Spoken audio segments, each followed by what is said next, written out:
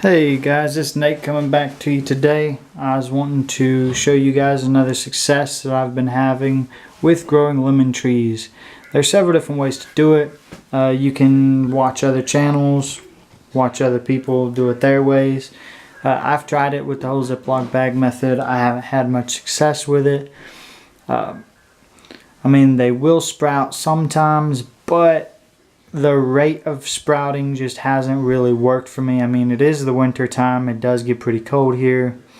Maybe that's the reason why they're not germinating, they're not sprouting. Not really sure. But I just want to show you how I've done it, how it works for me, so that way maybe you guys can have more success as well. Alright, so for starters, I went ahead and cut the lemon into quarters just like this. And then when I cut them, get the seeds out of them. Seeds are going to look really slippery. They're just like this. That's how they look. They're extremely slippery, so you're going to want to get a paper towel to hold on to them while you're doing this. Now I'm only going to do one. You want to dry it off about like that. Get it nice and dry so it's not as slick. And then you're going to find the top of it. And right there's the top. Alright. And then you just want to peel the outer casing off. You want to be very careful when you're doing this not to damage the inside seed. And if you damage any of the inside seed when you're cutting into it, you don't want to use those seeds, because most likely that seed is not going to grow, not going to produce. Alright, so let me go ahead and get this one done real quick for you. Trying to be careful not to hurt the tender seed on the inside. Okay, so almost got it. It'll usually come off in several chunks, like in quarters.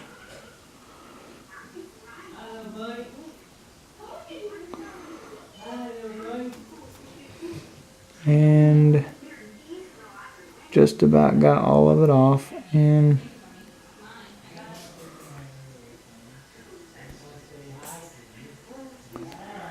this is what it looks like after it's been peeled. See, it looks quite a bit different. It's got that little tan, and then it's got the line, and then the brown on the end. This is kind of like, think of it kind of like a sunflower seed. I don't know if you guys have ever done it, but when you're growing sunflowers, if you bust off the outer shell, the actual seed on the inside can get moist and it'll actually sprout a lot faster. So that's essentially what we're doing here with tearing off the outside shell. Alright, now what I do different from everybody else is, once again, I'll go ahead, I'll take a paper towel, put the seed inside of it, I'll wrap it up just like that. And then I'm going to, of course, you dampen the paper towel, get it wet, so that way it soaks into the seed starts germinating, starts to grow a plant. Alright, I don't put these in Ziploc bags. Alright, what I do instead is I put them in jars like this, so I can set them outside, so they create their own little environment. Now this jar I did on 10/2/16, did a couple of them, and I want to go ahead and show you the results of that. Now today's date is 10/27/16, I do believe. So it's been about 3-4 weeks since I did this, and let's see what kind of results we have from that. Now some seeds sprout faster than others, so if you see some and you want to go ahead, put them in separate containers, go ahead and plant them, then you can do that if they're sprouting. Or you can leave them in this and they'll actually start to grow leaves and things like that. So here's one that's sprouting pretty good. It's got a little root on it right there, and then you can see the green on the end where it's actually starting to develop some color, where it'll actually start having some leaves. Alright, got several of them like this. Now when they get to this point, this is usually when I plant them in like peat pots. Alright, so what I do is I soak my peat pots like this in warm water, get them nice and moist, and then I'll just take that seed that's got the little root on it, and I'll just drop it down into the middle of that peat pot, just like that. You can see that seed way down in there, and then I'll just kind of cover it up a little bit, just like this. Now, seed's all covered up. So, At this point in time, I'll take a strip of paper towel. This is just a half of a paper towel folded, 2-3 times like this, about the width of that peat pot. And then you just take it and you just wrap it around like that. Now the purpose of doing this is it creates like a barrier for moisture. Alright, so as you can see, you can see my indentions on it. It's already soaking up some of the water from that peat pot. Alright, so it keeps that inside from getting too wet, and it also keeps it from getting too dry. Alright, that's the reason why I do the paper towels like that. Now the other thing that I do is when I plant them, I put them in their own jars. I use the little bitty jars, really small ones. If you have them laying around, they work wonderful for several things. Just put them in like this. It's important that you put them in on top of the lid like this, because if you do it the other direction, alright, let's say we put it in like this, alright, and then you put the lid on top.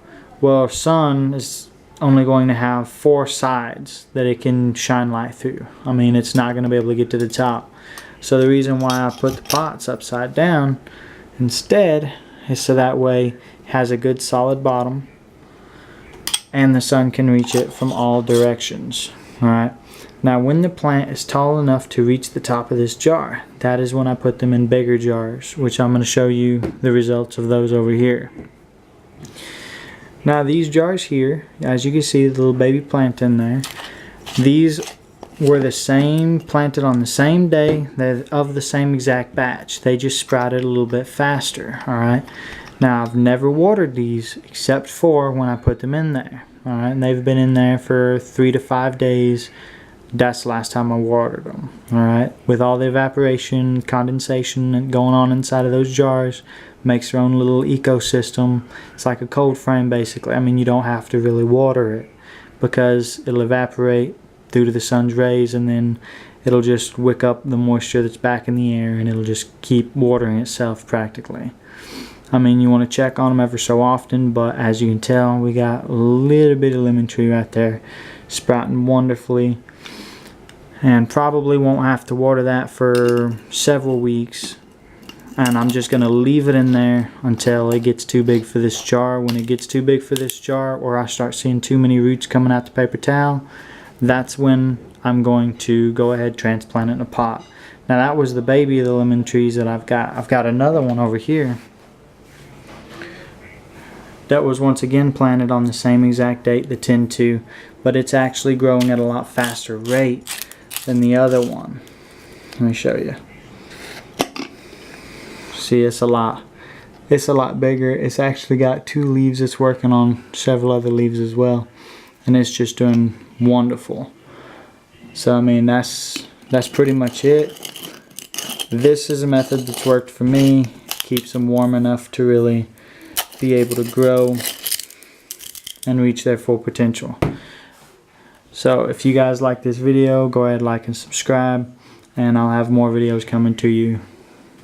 In a couple days, I'll probably have a couple more videos coming to you guys, and I'll keep you guys updated on how fast they grow and when I go ahead and repot them, things like that. But other than that, you guys have a wonderful day. Don't have too much fun. Alright, you take it easy. Bye-bye.